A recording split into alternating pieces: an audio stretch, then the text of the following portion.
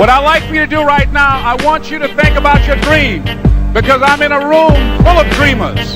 Think about your dream right now. I want you to think about it and envision it. Now, ladies and gentlemen, let me share something with you. I do not believe that any of us have dreams that were not given to us for the purpose of accomplishing those particular dreams. And I want to share something with you that has changed my life. I started out, as was indicated by Jack, it's very humble beginnings. I don't know what that dream is that you have. I don't care how far-fetched it might appear to be. I don't care how disappointing it might have been as you've been working toward that dream. But here's what I know, that that dream that you're holding in your mind, that it's possible. Let's say that together, please. It's possible. See, sometimes we can't say, I can do that. But what we can say, that it's possible that I can have my dream as we run toward it, as we work on it day in and day out.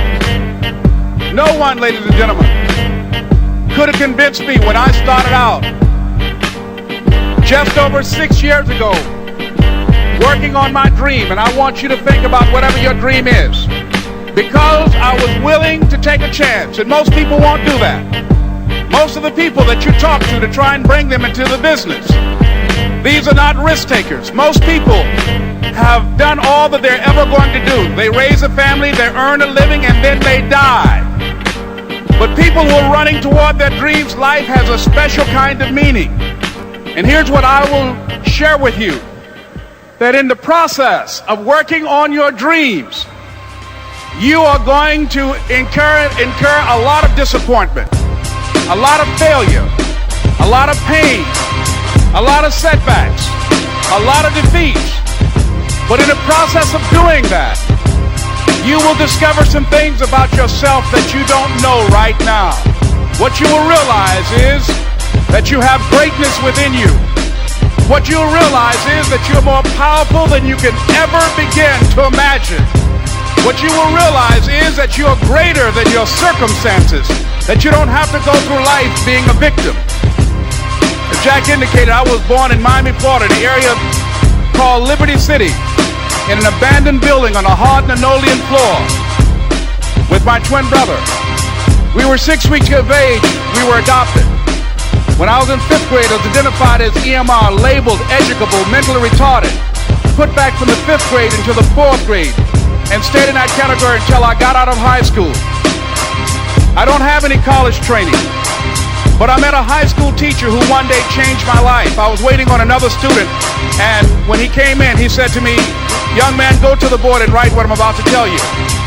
And I said, I can't do that, sir. He said, "Why not?" I said, "I'm not one of your students." He said, "It doesn't matter. Follow my directions down." I said, "I can't do that, sir." He said, "Why not?" I said, "Because I'm educable, mentally retarded." And he came from behind his desk and he looked at me. He said, "Don't ever say that again. Someone's opinion of you does not have to become your reality."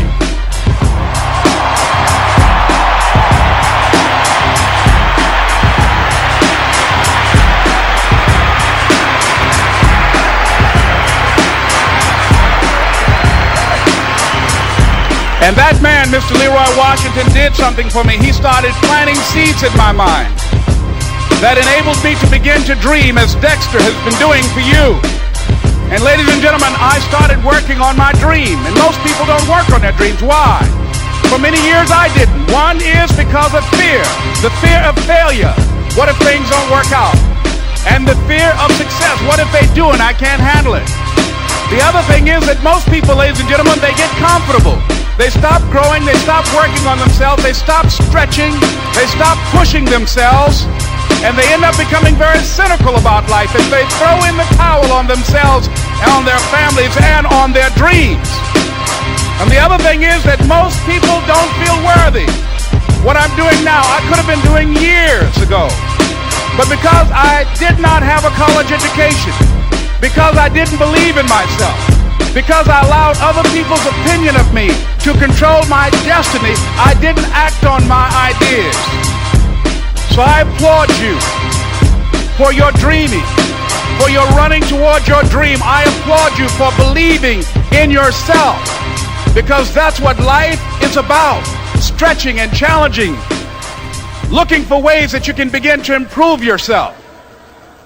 And ladies and gentlemen, as a result of stretching out, of acting on my dream, and I don't know what that dream is for you, I can tell you that it's possible. No one could have convinced me that after just over 6 years, I will have my own book entitled Live Your Dreams. Just over 6 years, I will have 5 specials on public television. Just over 6 years, I've done motivational speaking for AT&T, Procter & Gamble, McDonald's Corporation, Xerox, IBM. Just over 6 years. I will now have my own talk show that will premiere on Monday, Labor Day. I'm saying to you, your dream is possible. Your dream is possible.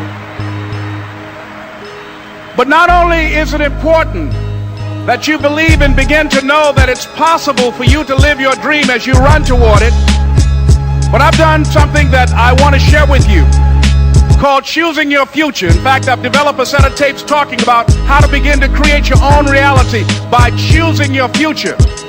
And not only is it important for you to know it's possible for you to choose your future, but it's necessary that you work on yourself, that you develop yourself. It's necessary that you get the energy drainers out of your life, people who don't want anything, people who are not striving, people who are not challenging themselves, people who aren't growing, people who have stopped dreaming. It's necessary that you align yourself with people and attract people into your business who are hungry, people who are unstoppable and unreasonable, people who are refusing to leave life just as it is and who want more. My mother used to say, birds of a feather flock together. If you run around with losers, you will end up a loser. It's necessary that you get the losers out of your life if you want to live your dream.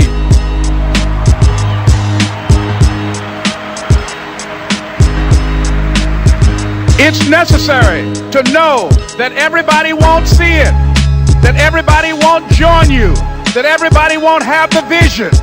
It's necessary to know that a lot of people like to complain, but they don't want to do anything about their situation.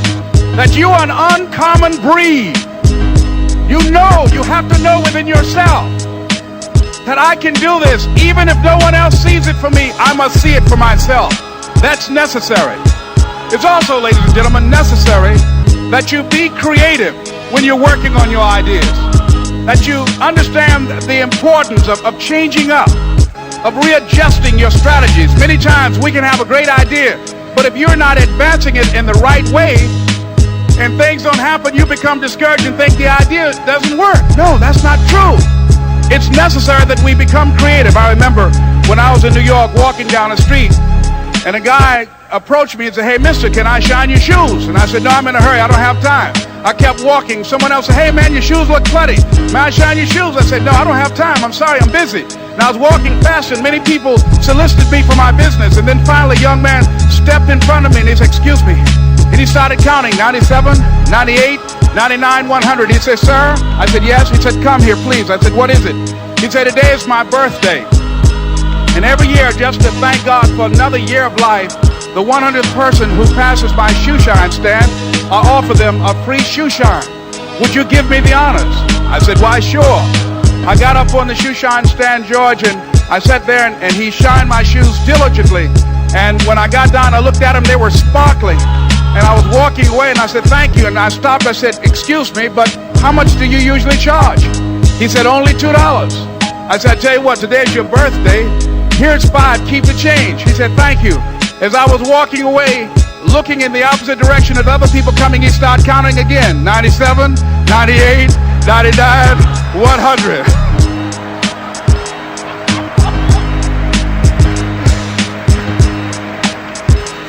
It's necessary that you be flexible, that you are always thinking of how can I improve this better. This is a customer-driven economy. It it's necessary for you to always explore various ways in which you can improve the quality of service that you're providing for the people in your organization. I remember a major company had talked about the extra value service they were providing for their customers. And the lady who had the news conference summarized it this way. She said, it's not our intention to satisfy our customers or to please our customers. Our intention is to amaze them. It's necessary, if you're going to compete today, that you look for ways to amaze your customers by being one of those individuals that keep your commitments, that keep your word, that's relentless. It's necessary as you work with the people that you bring into your organization, that they see that you are a good example of a person to work with because you model integrity and determination and ambition and truth and honesty and the way in which you conduct business. The next step is, that is you. That is you. That no one can do it for you but you. And even though you face disappointments, even though you will experience some setbacks, it goes with the territory. You must understand that.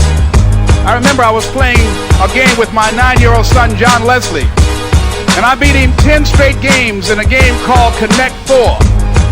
And finally, I said, John Leslie, I'm bored. I don't want to play you anymore. And I got up. I said, I'm ready to go to sleep now. And repeat out to me, please. Let's say this together. It's not over until I win. John Leslie said, no, you can't go now, Dad. I said, why? He said, it's not over until I win. That was his attitude. We sat down and we played several other games. And finally, after the 11th game, John Leslie won, and he got up and he yawned. And he said, I'm ready to go to sleep now.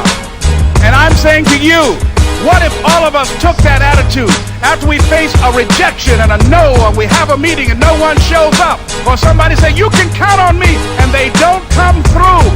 What if we have that kind of attitude? The car's repossessed. Nobody believes in you. You've lost again and again and again. The lights are cut off, but you're still looking at your dream, reviewing it every day, and say to yourself, it's not over until I win.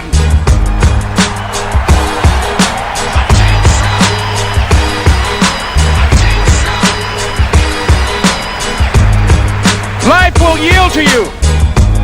Now here's the next step. Repeat after me, please. It's possible. I can live my dream.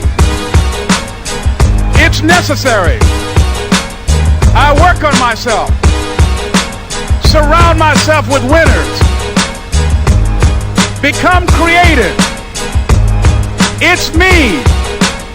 I've got to make it happen. It's not over until I win.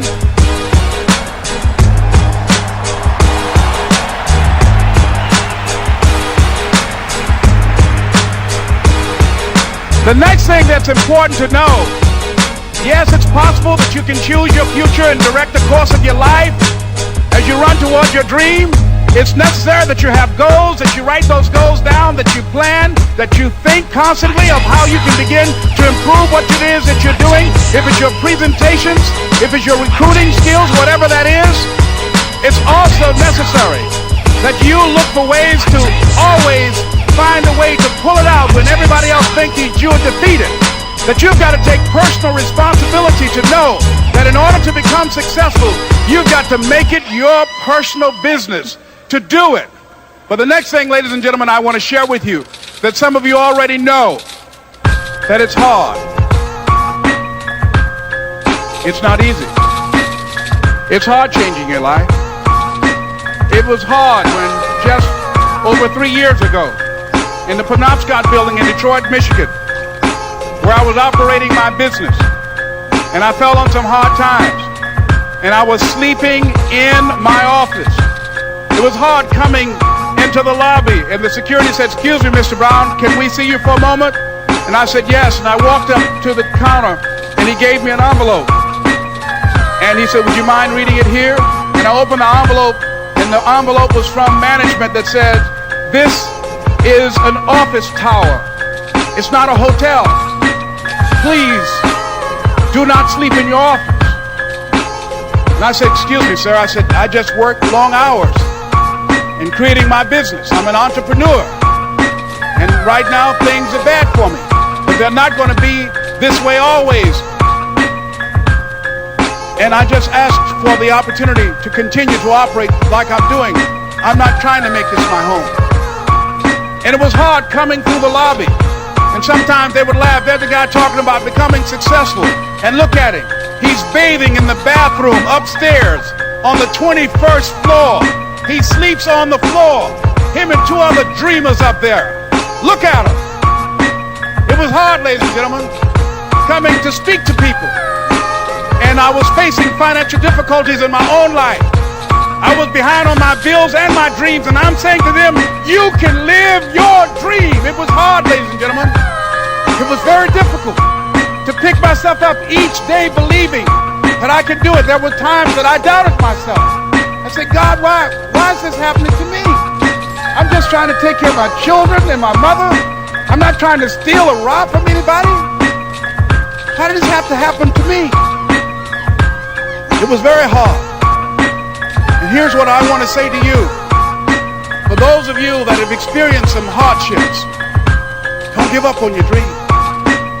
No one could have convinced me by holding on, by continuing to push forward, by continuing to run toward my dream, that one day I would have my own talk show. It's a long shot, ladies and gentlemen, from Liberty City, an abandoned building on a floor, never knowing my mother or father. It's a long shot.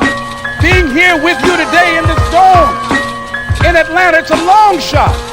No college training, labeled educable, mentally retarded, but I kept running toward my dream.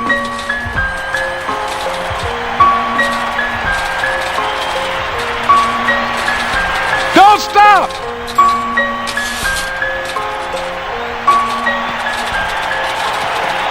Don't stop.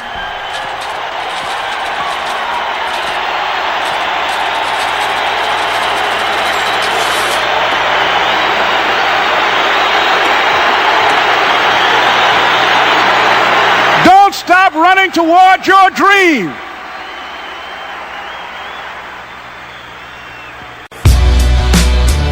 It's very important as you hold on to that dream. There are moments when you're going to doubt yourself. There are rough times are going to come, but they have not come to stay. They have come to pass. It's very important for you to know that.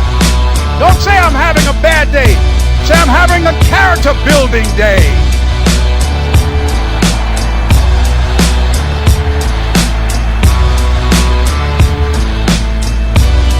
It's very important for you to believe that you are the one to make this happen. I remember this high school teacher, Mr. Leroy Washington, at the end of school one June, just a few days before we were supposed to leave, and I just got my report card, and it indicated that I'd failed history, and I'd failed English, and I would have to go to summer school.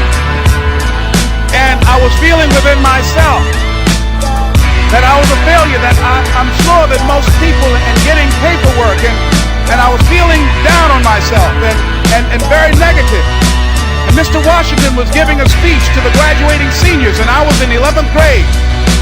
And even though I wasn't supposed to be in there, I went in there because the speech he was giving, that speech was for me. And as he talked, my heart began to beat fast. Tears began to run down my eyes, and I was in the back just listening to him, because he said, and he was a very dramatic man, I still talk to him to this day. He said, as graduating seniors of Booker T. Washington High School, I want you to know that you're blessed and highly favored, and that as you go toward the future, begin to know that you have greatness within you. And if just one of you here begin to envision yourself as being blessed and highly favored to reach your goals, if just one of you capture the essence of what that means, that you have greatness within you and a responsibility to manifest that greatness, that you can make your parents proud, you can make your school proud, you can touch millions of people's lives, and the world will never be the same again. because you came this way. And the students gave him a rousing standing ovation. And as he left the auditorium, I ran down the steps and I caught him in the parking lot. I said, Mr. Washington? He said, yes. I said, do you remember me, sir? He said, no. I said, my name is Wesley Brown. My mother, she works in the cafeteria here. I'm one of the twins, Leslie and Wesley. I said, Mr. Washington, but you know, I got these big dreams. I like talking to people. I love people. I said, I want to work with people, and I got this dream of buying my mama a home. Could I do that, Mr. Washington? He said, it's possible, Mr. Brown. And as he walked away, I called him again. I said, Mr. Washington? He said, what do you want now? I said, I'm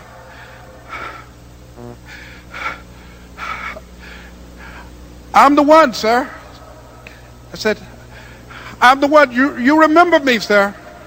I'm Miss Mamie Brown's boy. I'm the one. I'm the one.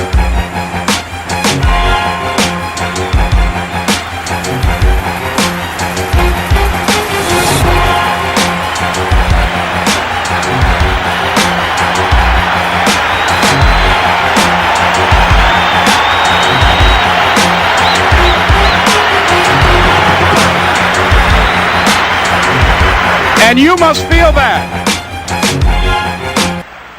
that's why you're here, because you are the one. And I remember when PBS first played one of my specials called You Deserve, one Sunday afternoon in Miami, Florida. I had some friends call him to tell him to tune in.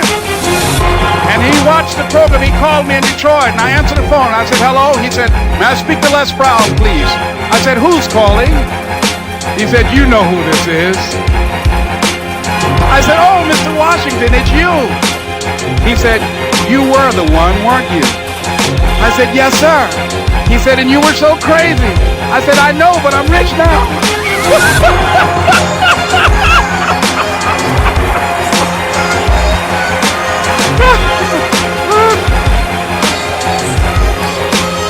Ladies and gentlemen, it's not going to be easy.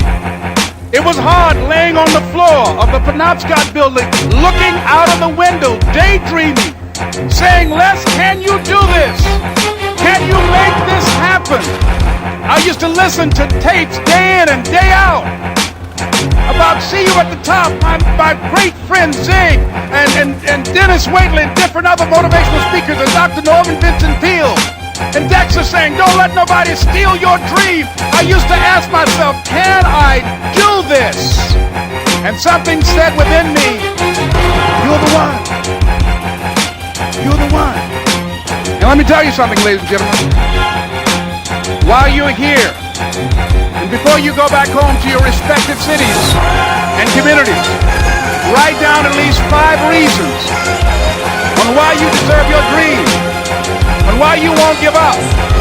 What's going to make you unstoppable. Why you must be unreasonable, because logical, practical thinking says you can't do it today. But if you want to produce unreasonable results in your life, like living your dream and taking charge of your destiny, you've got to be an unreasonable person. You've got to be an uncommon person. So write down the reasons of why you're here. My first major goal was to buy my mother a home. And let me tell you something, ladies and gentlemen. What will reasons do, Les? Nietzsche said, if you know the why for doing, you can endure almost anyhow. What do you mean by that? If you know why you're doing something, when the hard times come, and they're going to come, when the disappointments and the rejections come, and they're going to come by the truckloads, your reasons will be your rod and staff to comfort you, to pick you up. Once again, I got a saying on one of my tapes, if life knocks you down, try and land on your back, because if you can look up, you can get up. Let your reasons get you back up.